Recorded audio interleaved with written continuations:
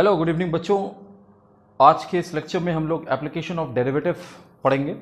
और जैसा कि मैंने आपको पिछले लेक्चर में बताया था, डेरिवेटिव के प्राइमरली 3 एप्लीकेशंस हैं जो हम लोग को फिजिक्स में ज़रूरत है।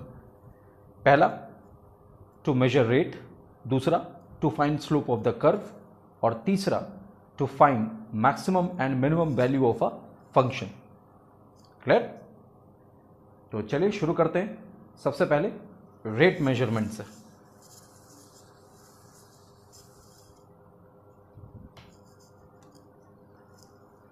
तो आपका पहला एप्लीकेशन है टू मेजर रेट। ओके, हम लोग के पूरे डिस्कशन के का जो बॉटम लाइन है वो भी यही है। एक तरीके से देखा जाए, जब डिफरेंशिएशन स्टार्ट हुआ था तो मैंने आपको 2 चीजें बताई थी, एक एवरेज रेट ऑफ चेंज और एक इंस्टेंटेनियस रेट ऑफ चेंज। ठीक है, तो अब जो हमारा आर्ग्यूमेंट है, एक बार मैं फिर से उसको बता दूं, कुछ ऐसा था।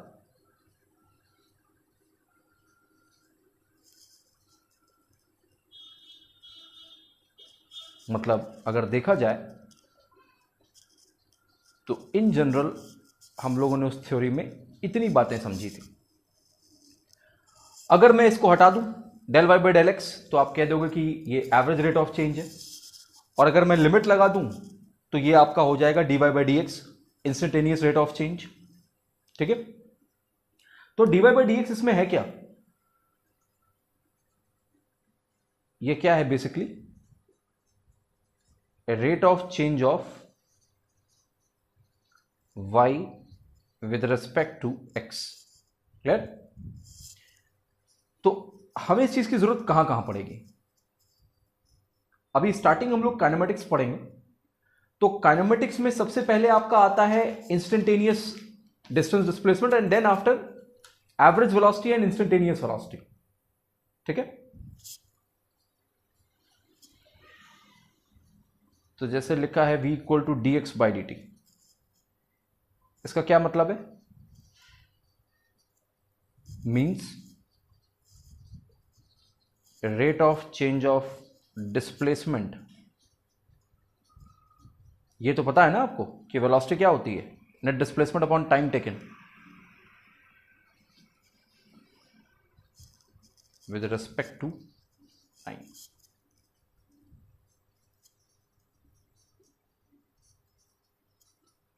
इसका क्या मतलब है? Rate of change of velocity, जानते हैं ना, ए क्या है? Acceleration with respect to time. Okay,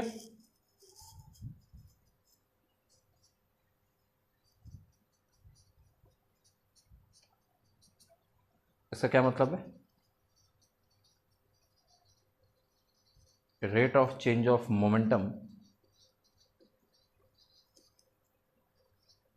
with respect to x. ठीक है, ये आप पढ़ेंगे लॉज ऑफ मोशन के अंदर। बाकी आपने जूनियर लेवल तक तो पढ़ा ही होगा, मोमेंटम क्या होता है, मोमेंटम और फोर्स में रिलेशन क्या है ना।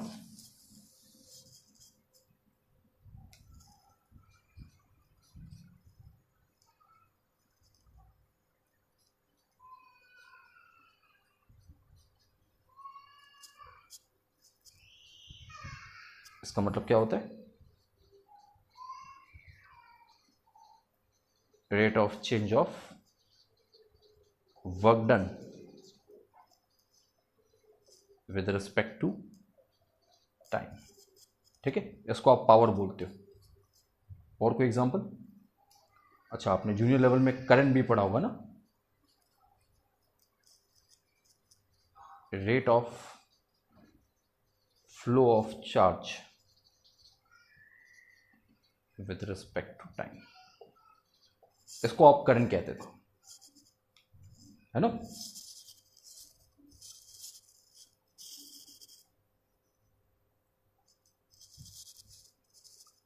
Clear?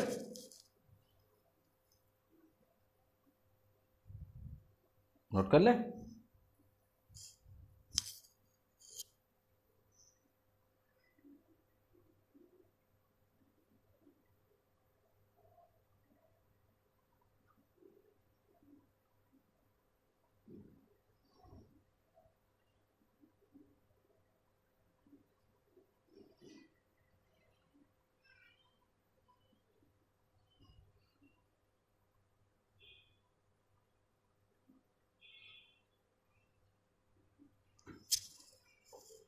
Okay,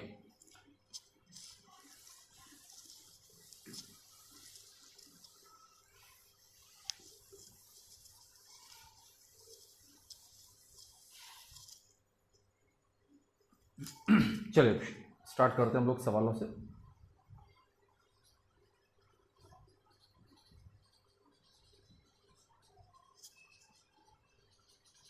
surface area of a sphere is given by 4 pi r square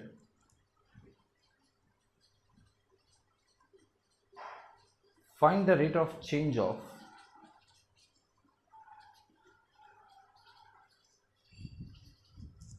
surface area with respect to time if radius changes at the rate of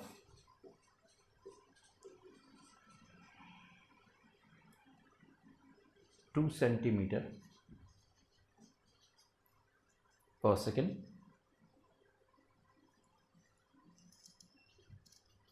at r equal to 5 centimeter। ठीक है, okay. तो है क्या सवाल में, देखिए surface area जो है वो रेडियस पर डिपेंड कर रहा है। अब अगर रेडियस वेरी करेगा तो सरफेस एरिया वेरी करेगा। ठीक है,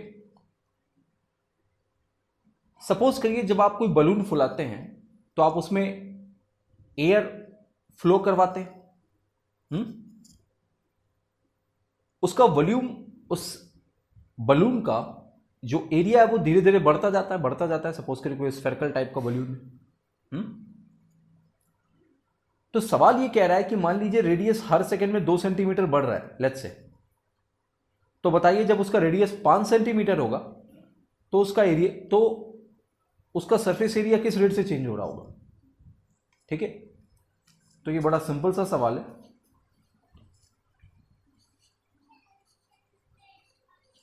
एस किस पे डिपेंड कर रहा है, आर पे।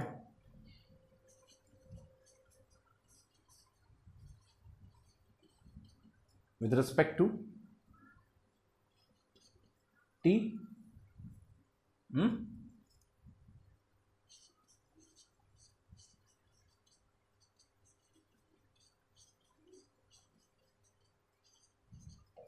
क्लियर। अब देखो हमें दो डेटा दिए हुए हैं, एक आर 5 सेंटीमीटर और एक रेट ऑफ चेंज। क्लियर। अब अगर आप नोटिस करें तो यहां पे चेन रूल पे वर्कआउट किया जा सकता है। जैसे सरफेस किस पे डिपेंड कर रहा है, रेडियस पे, और रेडियस टाइम के साथ वेरी कर रहा है तो रेडियस किस पे डिपेंड कर रहा है, टाइम पे। भाई ये डेटा तो आपको दिया ही है ना, नहीं समझे। सरफेस डिपेंड कर रहा है किस पे, रेडियस पे, और रेडियस डिपेंड कर रहा है किस पे, टाइम पे। क्लियर। तो अब हमें क्या करना होगा, हमने डिफरेंशिएट तो कर दिया टी के रिस्पेक्ट में, लेकिन बच्चा लोग आपने जो पढ़ाई करी है उसमें पावर रूल में आपने क्या पढ़ा है। देखिए आपको यहां समझ में आएगा कि मैथमेटिक्स और फिजिक्स में क्या फर्क है ना। वहां पे आप सीधे सीधे चीजों को करते चले जा रहे थे स्पीड के साथ, यहां आपको थोड़ा सा सोचना पड़ेगा।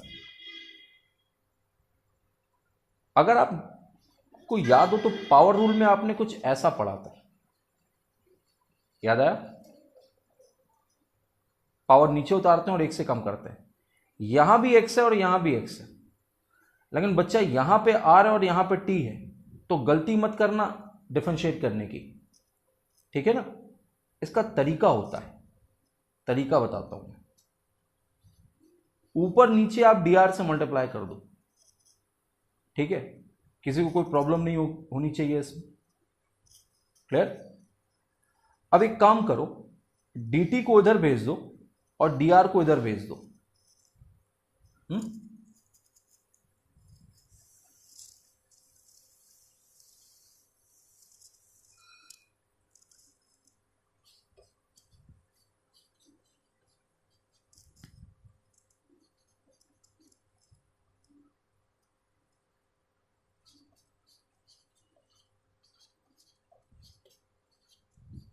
कुछ ऐसा बना। अब देखो d by d r r square, d by d x x की पावर n आ गया इस टाइप का। अब पावर नीचे उतारो और एक से कम करो, ठीक। और D are by D T आपको गिवन है तो उसकी आप चिंता मत करो, ठीक है। ये कितना आ रहा है देखो, ये आ रहा है 8 pi R D are by D T. D are by D T कितना है 2 सेंटीमीटर पर सेकेंड। यहां पे D S by D T कितना है 8 pi R into D are by D T. और आर कितना है, आर है बच्चा लोग 5 और D are by D T है 2। तो D S by D T कितना आया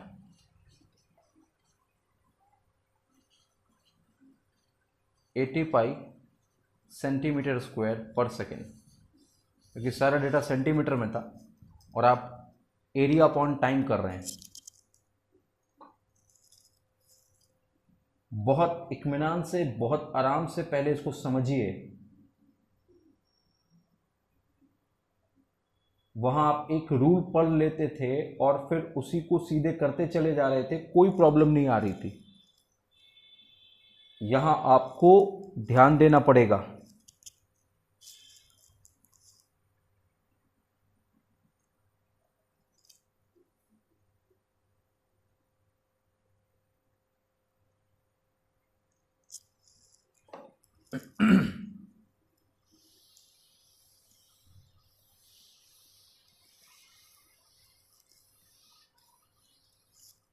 चलो कुछ ऐसे ही सवाल एक और देखते हैं।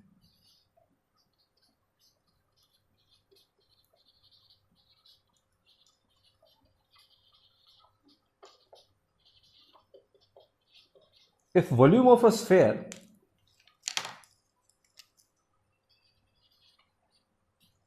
is given by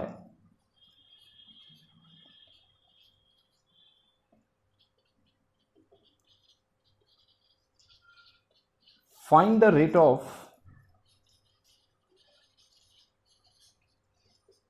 change of volume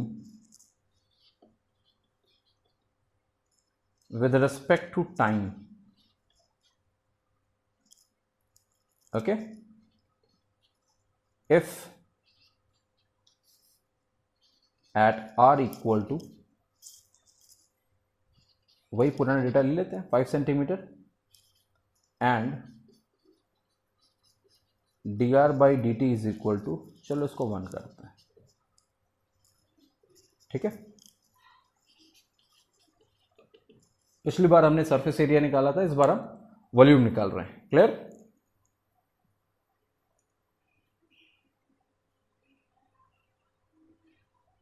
यहां मैं थोड़ी सी स्पीड को डाउन कर रहा हूं क्योंकि अभी हम बहुत तेज आगे इसमें नहीं बढ़ सकते।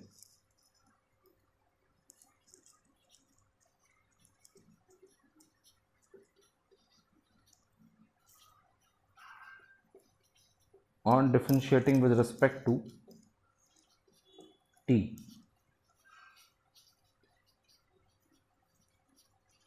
Four by three pi constant है, बाहर आ जाएगा, D by D T R cube बचेगा।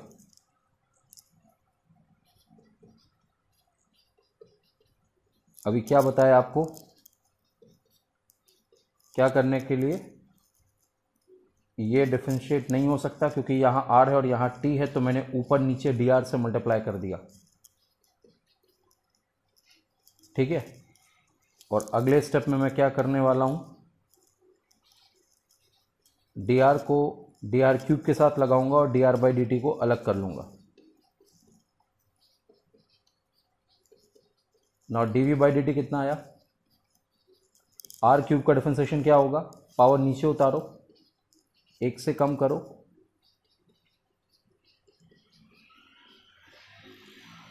तो dv बाई dt कितना आएगा, 4 पाई, r की वैल्यू क्या है 5, dr बाई dt कितना है 1, तो 25 क्रॉस 4 100 पाई, इस बार वॉल्यूम है तो सेंटीमीटर।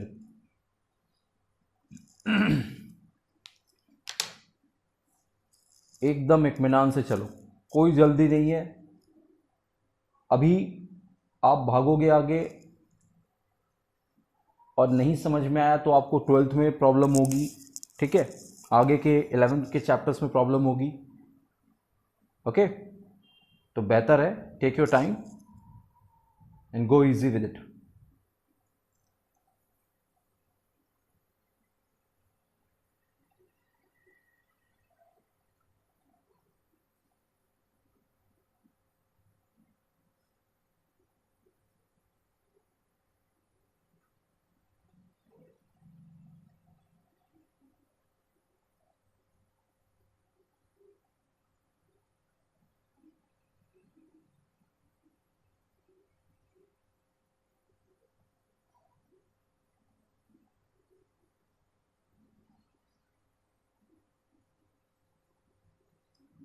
हो गया, चलो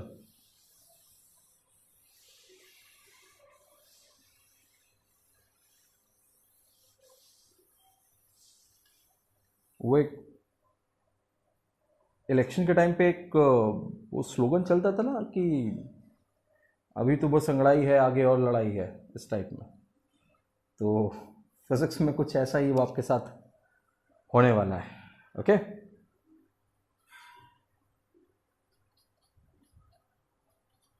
if position time relation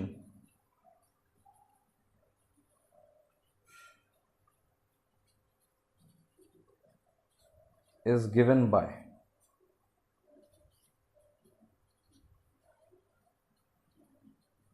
ये आपके यहाँ स्कूल में पेपर में बहुत पूछा जाता है सवाल।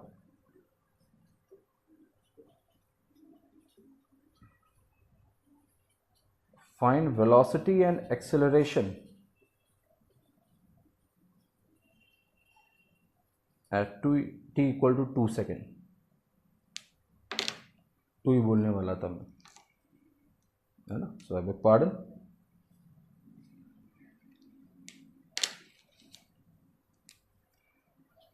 तो कैसे करेंगे इसे,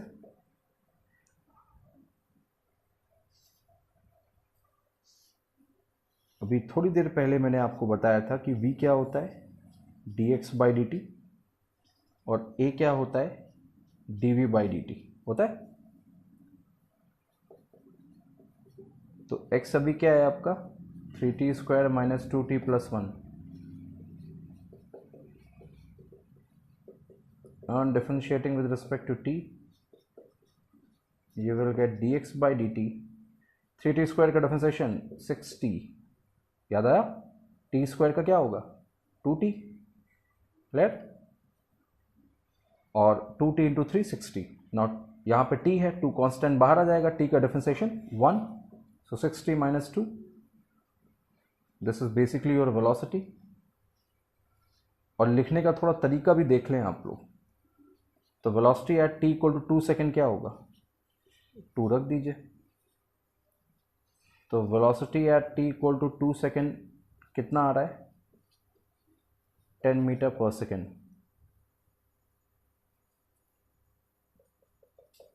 ऑल इन SI यूनिट्स। नहीं तो आप पूछेंगे कि सर आपको कहाँ से पता लगा मीटर है ना। Okay, so this is first equation, this is second equation. On differentiating second with respect to t,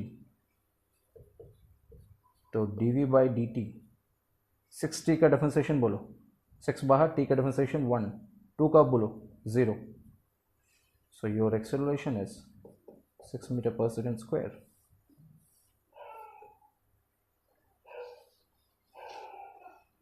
clear?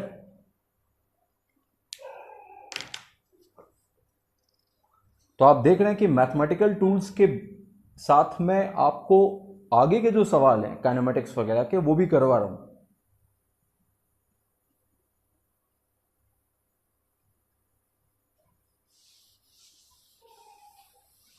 तो बच्चों हल्के में बिल्कुल ना लें, बहुत इंपॉर्टेंट एरिया है ये.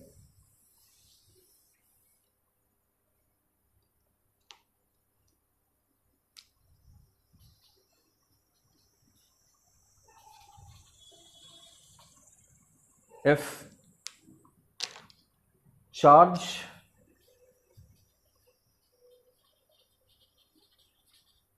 through a conductor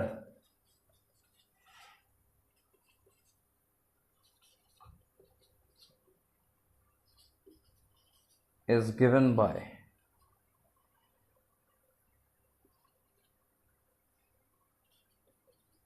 t cube minus 3t square plus 1, find current at t equal to चलो 2 second.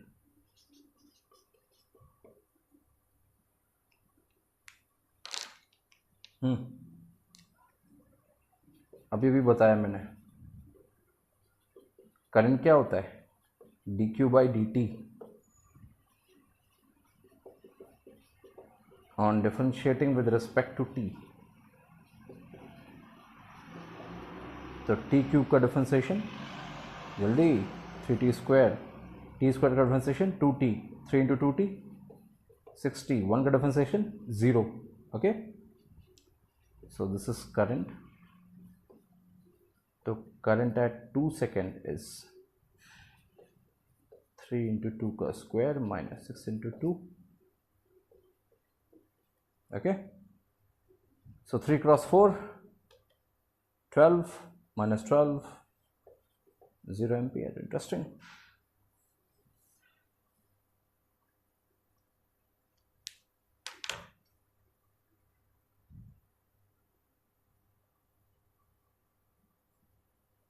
Okay.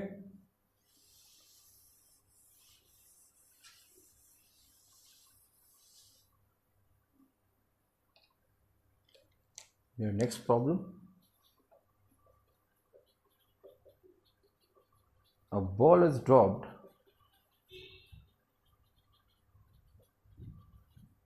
from some height h.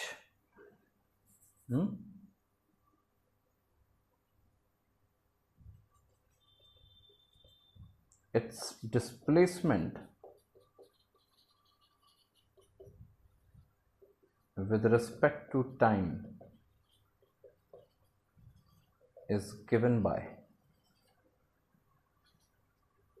s equal to half gt square, where g is 9.8. okay, find velocity and acceleration at t equal to, कुछ और ले लेते हैं 5 seconds. Okay, so let's move to the solution. Displacement is given as ds equal to half gt square on differentiating. Displacement upon time क्या होता है, velocity होती है. On differentiating with respect to t, so ds by dt, half g constant है बाहर, t by dt of t square. तो ds by dt को अपन लोग क्या लिख सकते हैं, velocity. So half g, t square को क्या लिख सकते हैं, 2t, half of cancel, so velocity is equal to g t. लेकिन इसने मुझसे पूछा है 5 पे, ठीक है. तो 9.8 इंटू 5, दैट मीन्स 49 मीटर पर second. Okay, let's say this is equation number 2, this is equation number 1.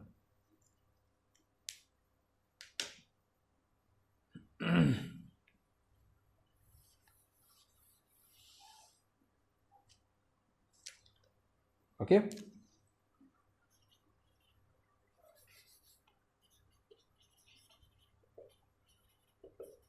Again differentiating second with respect to t. So g constant है बाहर, dv by dt your is acceleration 1. Okay, so this is 9.8 meter per second square.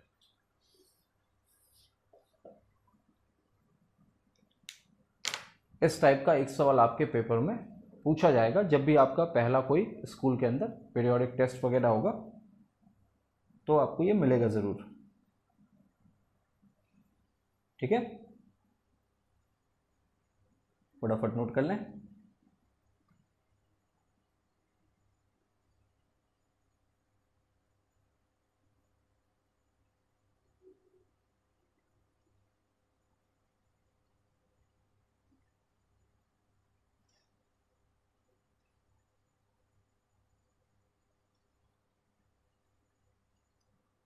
हो गया?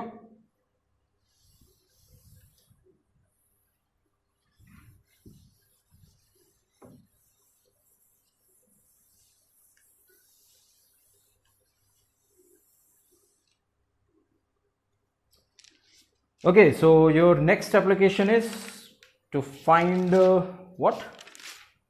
Slope.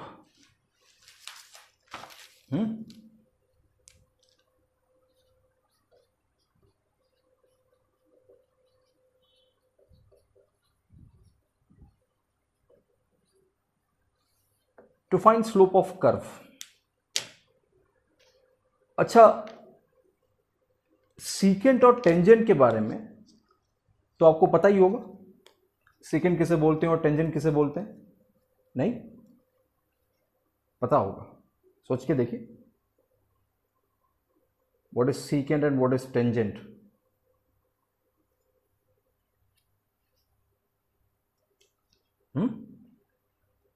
Secant वो line होती है जो curve को 2 point पे कट करती है। ठीक है, नहीं, सीकेंट वो लाइन होती है जो किसी कर्व को 2 पॉइंट पे कट करती है। चलो, जैसे मान लो हमारे पास एक फंक्शन है y equal to f x,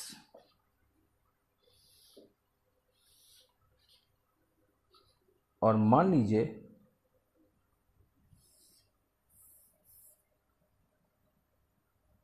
कि ये आपका कर्व हो गया, मान लीजिए कुछ भी है। ठीक है, मानने में कोई बुराई नहीं है। तो जिनको सीकेंट और टेंजेंट नहीं पता है पहले तो वो जाने।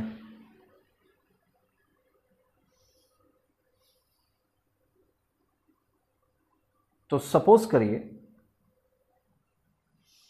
मान लीजिए एक सर्कल है, छोड़िए हटाइए, इधर उधर के कर्व को हटाइए, एक सर्कल मान लीजिए, ये एक सर्कल है, इसे क्या बोलोगे आप? सीकेंट 2 पॉइंट पे कट कर रहा है, ए एंड बी।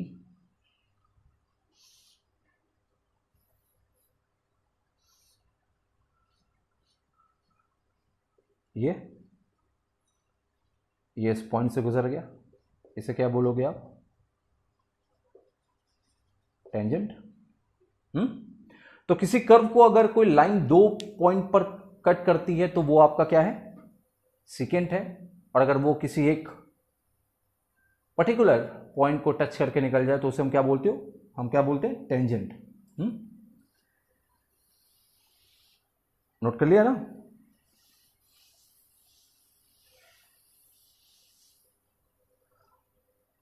अब ध्यान से देखो,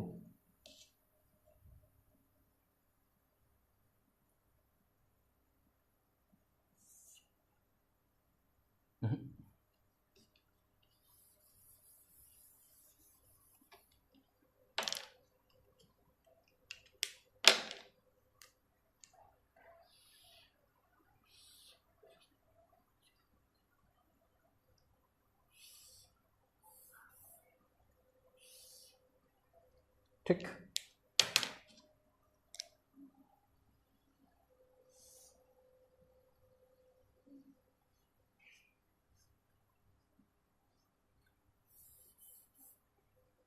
जो चीज़ मैं आपको व्यू कराना चाह रहा हूँ वो होगा नहीं अगर ये डायग्राम ठीक से नहीं बना तो।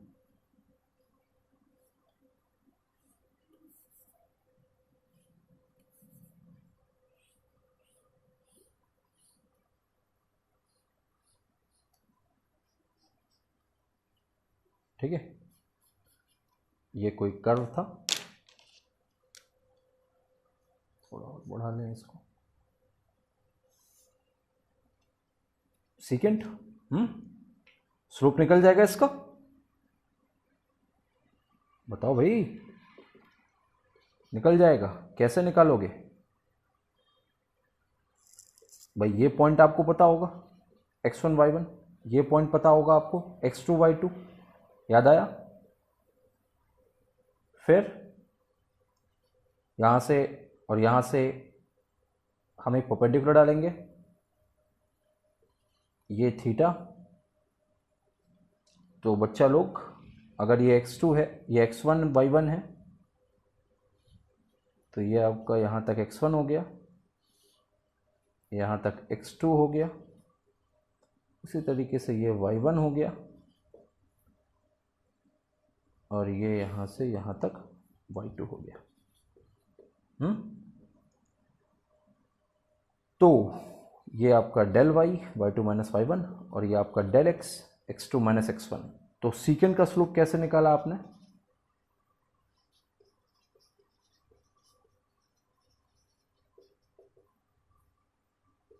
tan theta equal to del y by del x. Okay, ठीक। अब पॉइंट ये है कि आप टेंजेंट का स्लोप कैसे निकालेंगे। ये तो आपने सीकेंट का निकाल लिया।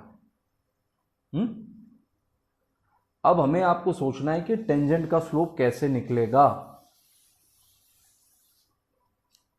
बहुत जरूरी चीज है ये।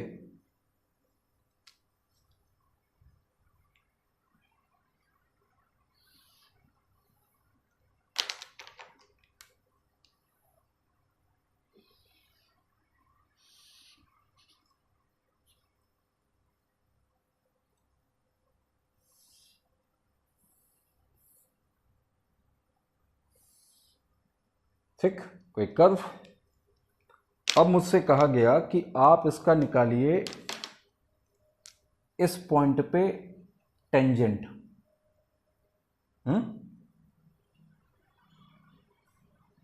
अच्छा चलो, सीकेंट के बारे में सोचो। ये सीकेंट है, और अभी हमने निकाला del y by del x.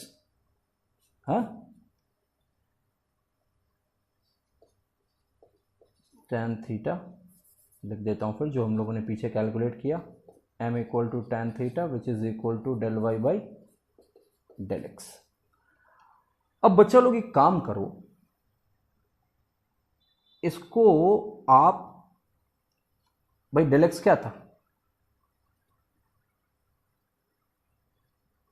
ये डेल एक्स था, ये डेल वाई था। एक काम करो, डेल एक्स को कम कर दो, कम कर दो।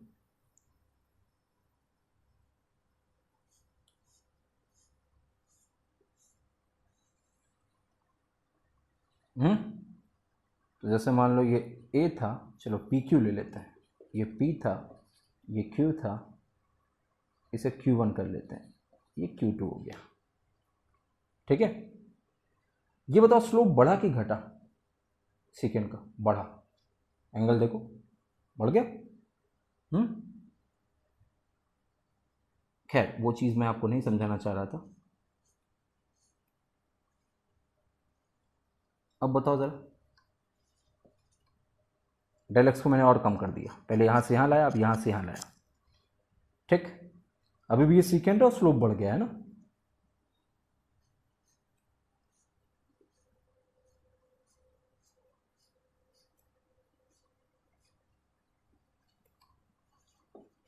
अभी भी ये सीकेंट है, डेल एक्स अब इतना हो गया है और डेल वाई इतना।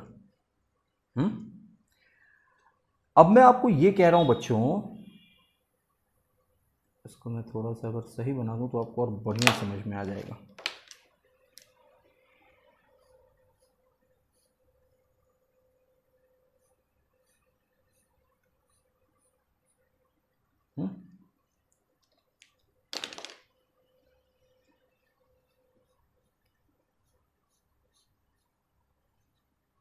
ठीक है, अब मैं डेल एक्स को और कम कर रहा हूं। मैथमेटिकल टूल्स पढ़ाना एक चैलेंजिंग काम है, लेकिन वो काम ही क्या जिसमें चैलेंज ना हो। तो आपने क्या किया, आपने एक्स को और कम कर, डेल एक्स को और कम कर दिया, कम कर दिया, कम कर दिया। देखो पहले इतना, फिर इतना, फिर इतना, फिर इतना, फिर इतना, फिर इतना।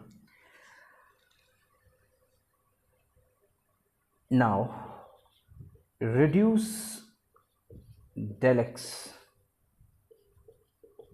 till it approaches close to 0, that is I want to make del x tends to 0। ठीक है, बहुत छोटा, infinite small, here we go, infinite small. और जब मुन्ना डेल एक्स इनफाइनाइट स्मॉल हो जाएगा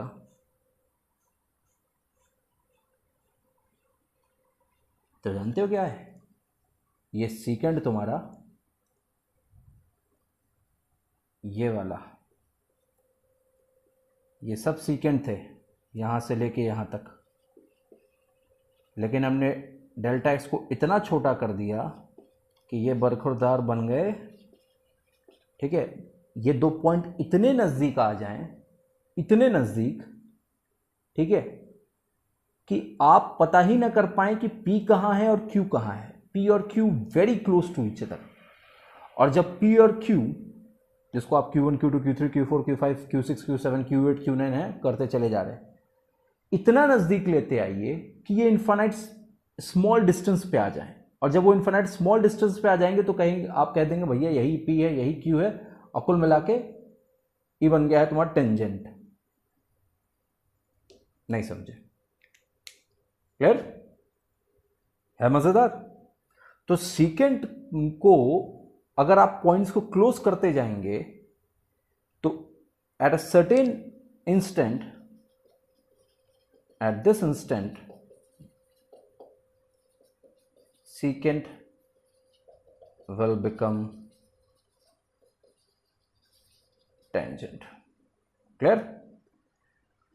हाँ, तो भैया लोग और बहनों लोग, सीकेंट और टेंजेंट में अब बुनियादी फर्क इसी चीज का है। डेल्टा एक्स फाइनाइट होगा, मतलब ठीक ठाक हो, तो वो सीकेंट है, और डेल्टा एक्स इनफाइनाइट स्मॉल हो, मतलब 10 to 0 हो, तो वो टेंजेंट बन जाएगा। तो बच्चा लोग, मैं अगर लिमिट लगा दूं, tan थीटा है,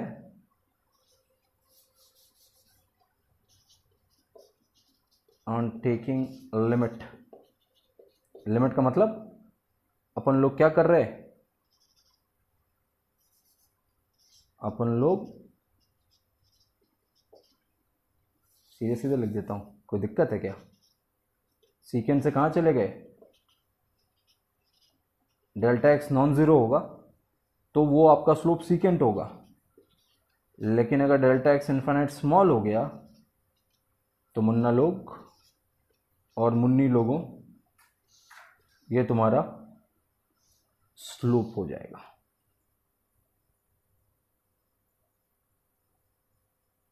ठीक, तो कुल मिला के आपने जीवन का एक सत्य जो जाना, वो क्या जाना, कि जो स्लोप होता है किसी कर्व का, वो tan theta equal to del y by del x होता है।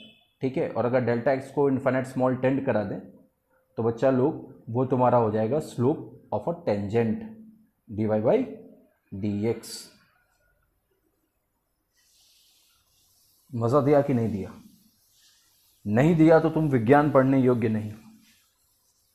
नहीं मतलब ऐसा मत मानना, मेरे कहने से कुछ नहीं होता, ठीक है। Okay, if y equal to x square, find slope at x equal to 1 and x equal to 2, let's say.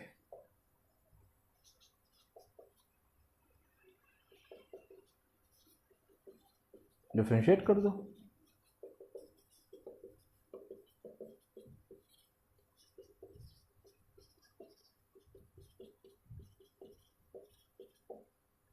ठीक है, अभी ये क्या है, स्लोप है।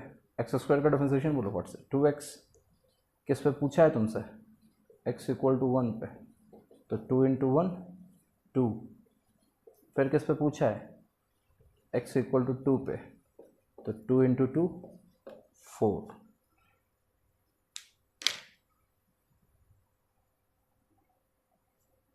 कुछ प्रभु लोग बूझा, नहीं बूझा।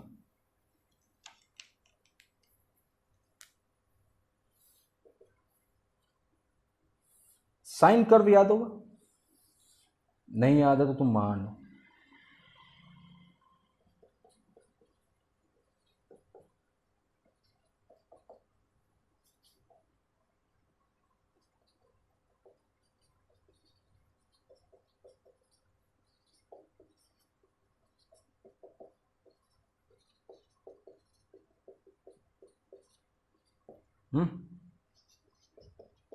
यह है तुम्हारा सवाल, ठीक। यहां का टेंजेंट कहां है, इस पॉइंट पे पूछा है, ये हुआ टेंजेंट।